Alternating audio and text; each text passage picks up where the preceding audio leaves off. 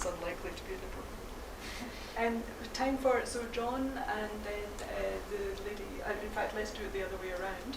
We've just got about kind of 4 or 5 minutes left. So Liz, right, can you put your hand up? Really, like, brilliant. And then the microphone will make its way to you.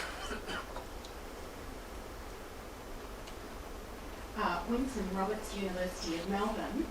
I want to get back to a big picture issue that Ian Winter raised, and it is getting back to the issue of redistribution, which really is the political economy model that is more social in orientation, which does lead to a lessening of inequality. Because it seems to me, unless you tackle that as an issue, you're going to be focusing on small issues that teach people to adapt to a pernicious environment.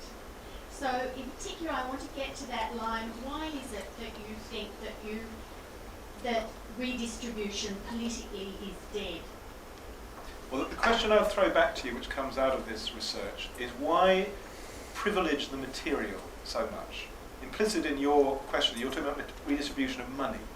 You're not talking about redistribution of social support or contact or happiness or all these other things which matter to human beings. You're assuming that money is all important and the distribution of money is the explanation of all sorts of other things, as in the Wilkinson analysis.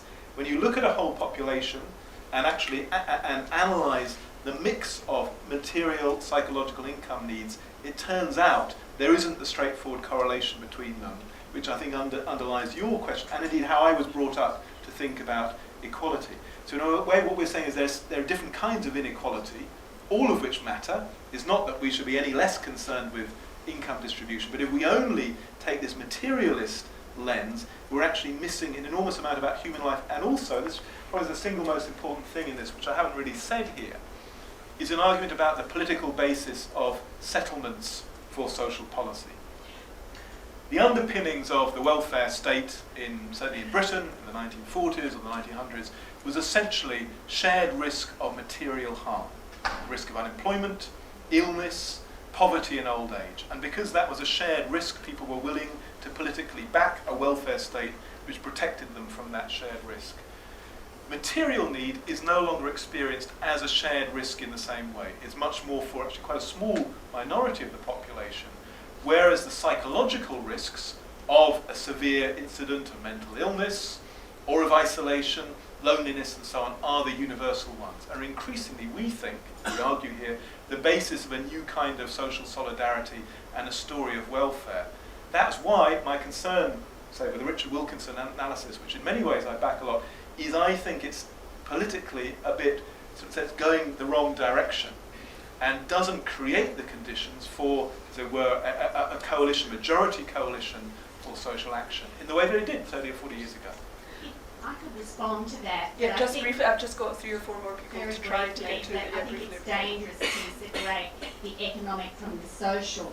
And in fact, we know that in order to participate, you need money. Can you pass the microphone forward? So, John, if you could put your hand up really high, like forward. Like, okay, I'll read the way. There you go. Just trying to sort of do social engineering. Thank you. John Daly from Grattan Institute. I wondered if you could comment, Geoff, on whether there are particular political institutions or particular social institutions, but particularly political setups or types of government that are more successful in the sort of work that you were looking at in really getting into these areas of high social need and making some kind of progress towards the problem. So are there better ways of setting up government, more local, stronger local government, stronger central government, whatever it might be, that make a difference? Well, I mean, it maybe goes back to the last question. If you ask around the world who's best at meeting social needs, it's probably the fairly small Scandinavian countries, relatively equal, income distributions, very strong, public services, strong political bases for that sort of action. But part of the reason I gave the answer I did to the previous question is in Finland, Sweden and Denmark, they all know they need to evolve onto a different kind of argument for the future welfare state. It can't just be about the economic material and money. And they are all trying to work out how they reform their institutions, because the ones which worked well in the last quarter of the 20th century in doing what you're describing may not be the ones which work well for these different kinds of tasks, which probably require much more collaborative intervention, i.e. collaborations between the professionals and the state and civil society and the public, than when the main issues were about, say, acute health, providing pensions, providing education. The sorts of things we're talking about cannot be programmatized in the same way, because they are more human, more personal, and that therefore will require different styles. And I would love to be able to answer your question, but I think that's one of the things that the next decade or two will answer. So it's material needs and psychological needs, and I highly recommend that people take a look at the report, and you'll see that it does kind of talk about both of those. We'll link to that on our website, where this recording will also be accessible. It just remains to say, well, thank you, Geoff, for joining us. It's been fascinating and a pleasure to have you. And I've actually got scribbled down here in red pen, wine, because I knew there was a chance that I would forget.